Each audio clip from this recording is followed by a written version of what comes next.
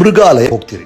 ಆ ಝೂ ಅಲ್ಲಿ ಒಂದು ಪಂಜರದಲ್ಲಿ ಸಿಂಹ ನಿಮ್ಮನ್ನು ನೋಡಿ ಗರ್ಜಿಸ್ತಿದೆ, ಇನ್ನೊಂದರಲ್ಲಿ ಹುಲಿಯೊಂದು ನಿಮ್ಮನ್ನ ತಿನ್ನೋ ಹಾಗೆ ನೋಡ್ತಿದೆ, ಮತ್ತೊಂದರಲ್ಲಿ ಚಿರತೆ ನಿಮ್ಮ ಜಿಗಿಯ ಕಾಯ್ತಿದೆ. ನಿಮ್ಮಿಬ್ಬರ ಮಧ್ಯೆ ಇರೋದು ಕೇವಲ ಒಂದು ಕಬ್ಬಣದ ಬೇಲಿ. ಅದನ್ನ ದಾಟಿ ಆ ಪ್ರಾಣಿಗೆ ಹೊರಬರಕ್ಕಾಗಲ್ಲ ಅಂತ ನಿಮಗೆ ಗೊತ್ತು. ಹಾಗಾಗಿ ಏನು ಭಯ ಇಲ್ಲದೆ ನೀವು ಒಳಗಿರೋ ಆ ಪ್ರಾಣಿಯನ್ನ ನೋಡಿ ಬೋರ್ಡಲ್ಲಿ ಅದರ ಬಗ್ಗೆ ಬರೆದಿರೋ ಬಯೋಡೇಟಾ ಓದಿ ನಿಮ್ಮ ಮಗುನ್ ಕರ್ಕೊಂಡು ಅಲ್ಲಿಂದ ಹೊರಡ್ತೀರ ಅಲ್ವಾ? ನೆಗೆಟಿವ್ ಥಾಟ್ಸ್, ನಕಾರಾತ್ಮಕ ಯೋಚನೆಗಳು ಅನ್ನೋದು ನಿಮ್ಮನ್ನ ಹೆದರಿಸುವ ಸಿಂಹ, ಹುಲಿ, ಚಿರತೆ ಇದ್ದ ಹಾಗೆ. ಅದರ ಬಾಯೊಳಗೆ ನಾವು ನಮ್ಮ ತಲೆಯನ್ನ ಕೊಟ್ಟು ಬಲಿಯಾಗಬಾರ್ದು. ಮಧ್ಯೆ ಬೇಲಿ ಹಾಕೊಂಡು ದೂರದಿಂದಲೇ ನೋಡಿ ಅಲ್ಲಿಂದ ಜಾಗ ಖಾಲಿ ಮಾಡಬೇಕು. ನಾವು ಯಾವ ಸಿಂಹ, ಹುಲಿ, ಚಿರತೆಗೆ ಹೆದರ್ತೀವೋ ಅದನ್ನೇ ಬೆಕ್ಕನ್ ಮರಿ ಅನ್ನೋ ತರ ಕೆಲವರು ಪಳಗಿಸಿ ಮುದ್ದಾಡೋದನ್ನ ಯೂಟ್ಯೂಬ್ ವಿಡಿಯೋಸ್ ಅಲ್ಲಿ ನೋಡಿರ್ತೀವಿ. ಅದೇ ತರ ಈ ನಕಾರಾತ್ಮಕ ಯೋಚನೆಗಳು ಅನ್ನೋ ಮೃಗಗಳನ್ನ ಪಳಗ್ಸಕ್ಕೆ ನಾವು ಕಲಿಬೇಕು. ಒಬ್ಬೊಬ್ಬರಿಗೆ ಒಂದೊಂದ್ ತರ ನೆಗೆಟಿವ್ ಥಾಟ್ಸ್. ಕೆಲವರಿಗೆ ಅವ್ರ ಬಗ್ಗೆಯೇ ಅನುಮಾನ. ಅಂದ್ರೆ ನಾನು ಅವನಷ್ಟು ಬುದ್ಧಿವಂತ ಅಲ್ಲ, ಅವಳಷ್ಟು ಸುಂದರಿ ಅಲ್ಲ, ನನಗೆ ಬ್ಯಾಕ್ ಗ್ರೌಂಡ್ ಇಲ್ಲ, ಹೀಗೆ.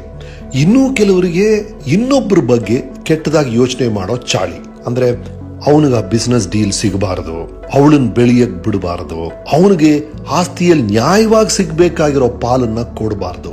ಹೀಗೆ ಹಲವು ಪ್ರಾಣಿಗಳ ಕಿರ್ಚಾಟ, ಕೂಗಾಟ ನಮ್ಮೆಲ್ಲರ ತಲೆಯಲ್ಲೂ ಕೇಳಿಸ್ತಾನೆ ಇರುತ್ತೆ. ಇದು ಪ್ರತಿಯೊಬ್ಬರಲ್ಲೂ ಸಹಜ.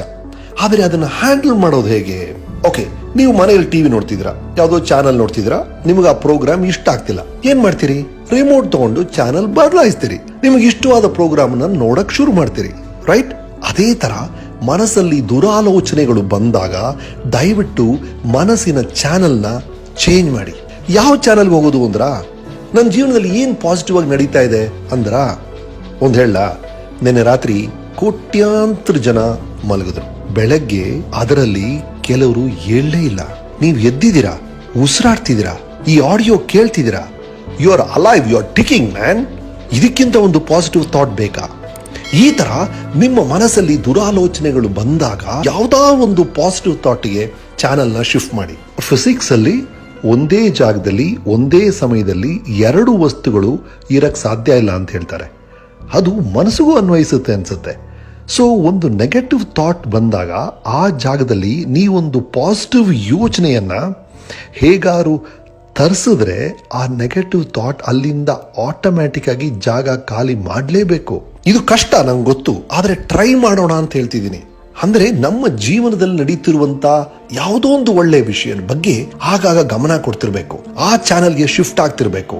ಅದೇ ತರ ಇನ್ನೊಂದು ದೊಡ್ಡ ನೆಗೆಟಿವ್ ವಿಷಯ ಅಂದ್ರೆ ಅನವಶ್ಯಕವಾದ ಹೋಲಿಕೆ, ಅನ್ನೆಸೆಸರಿ ಕಂಪ್ಯಾರಿಸನ್. ಅಂದ್ರೆ ಇನ್ನೊಬ್ಬರ ಜೀವನ, ಅವರ ಜೀವನ ಶೈಲಿಗೆ ನಮ್ಮ ಜೀವನವನ್ನ ಹೋಲಿಕೆ ಮಾಡಿ ಕೊರಗ್ತಾ ಕೂತ್ಕೊಳ್ಳೋದು. ಅಂದ್ರೆ life is elsewhere, happiness is elsewhere ಅಂತ ಕೊರಗಿ ಕೂರೋ ಬದಲು ನಾವು ಇರೋ ಜಾಗದಲ್ಲೇ, ನಾವು ಮಾಡೋ ಕೆಲಸದಲ್ಲೇ, ನಮ್ಮ ಸಂಬಂಧಗಳಲ್ಲೇ ಇನ್ನೂ ಉತ್ತಮವಾಗಿ ನಾವು ಏನ್ ಮಾಡ್ಬೋದು, ನಮ್ಮ ಕಡೆಯಿಂದ ಏನ್ ಮಾಡ್ಬೋದು ಅನ್ನೋದ್ರ ಬಗ್ಗೆ ಯೋಚನೆ ಮಾಡಬಹುದು ಅಂತ.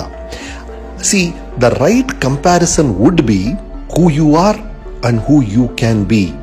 ನೀವು ಏನಾಗಿದ್ದೀರಿ, ನೀವು ಏನು ಆಗಬಲ್ಲರಿ, ನಿಮ್ಮಲ್ಲಿ ಅಪಾರವಾದ ಸಾಧ್ಯತೆಗಳಿದೆ. ನಿಮ್ಗೆ ಗೊತ್ತು ನೀವು ಯಾವ ಮಟ್ಟಕ್ಕೆ ತಲುಪಬಲ್ರಿ ಅಂತ. ಆ ವಿಶ್ವರೂಪವನ್ನ ಹೇಗ್ ಪಡೆಯೋದು ಅನ್ನೋದ್ರ ಕಡೆ ಗಮನ ಕೊಡೋದು. ಅಂದ್ರೆ ನೀವು ಯಾರೇ ಇರ್ಬೋದು, ಒಬ್ಬ ನಟ ಇರ್ಬೋದು, ಗೃಹಿಣಿ ಇರ್ಬೋದು, ಆಟೋ ಡ್ರೈವರ್ ಇರ್ಬೋದು, ನೀವು ಒಳ್ಳೆ ವ್ಯಕ್ತಿ ಆಗಿರ್ಬೋದು, ಆದರೆ ಅದಕ್ಕಿಂತ ಶ್ರೇಷ್ಠವಾದ ವ್ಯಕ್ತಿ ನಿಮ್ಮಲ್ಲಿರ್ತಾನೆ. ಆ ವ್ಯಕ್ತಿಯನ್ನ ನೀವು ಹೊರಗೆ ತರಲೇಬೇಕು. ನೀವು ಏನೇ ಕೆಲಸ ಮಾಡ್ತಿದ್ರು ಈಗ ನೀವು ಮಾಡ್ತಿರುವ ಅದೇ ಕೆಲಸವನ್ನ ಇನ್ನೂ ಶ್ರೇಷ್ಠವಾದ ರೀತಿಯಲ್ಲಿ ಮಾಡಕ್ಕೆ ಒಂದು ಅವಕಾಶ ಇರುತ್ತೆ. ಅದನ್ನ ನಾವು ಹುಡುಕ್ಲೇಬೇಕು. Whoever you are, there's a better person inside you. Whatever you're doing, there's a better way to do it. ಈ ಹೊಸ ವರ್ಷದಲ್ಲಿ ಅದನ್ನ ಮಾಡೋಣ. ಈ ವರ್ಷ ನಿಮ್ಮ ಜೀವನದ ಸಕಾರಾತ್ಮಕ ವರ್ಷವಾಗಲಿ, ನೆಗೆಟಿವ್ ಥಾಟ್ಸ್ ಇಂದ ದೂರ ಇರುವಂತ ವರ್ಷವಾಗಲಿ, ನೀವು ಆಸೆ ಪಡುವಂತ ಎಲ್ಲ ವಿಷಯಗಳು, ಹಿತವಾದ ಸಂಬಂಧಗಳು, ನವಿರಾದ ಪ್ರೀತಿ, ಆದರ್ಶಮಯವಾದ ಆರೋಗ್ಯ, ನೆಮ್ಮದಿ ಎಲ್ಲವೂ ನಿಮ್ಮದಾಗಲಿ.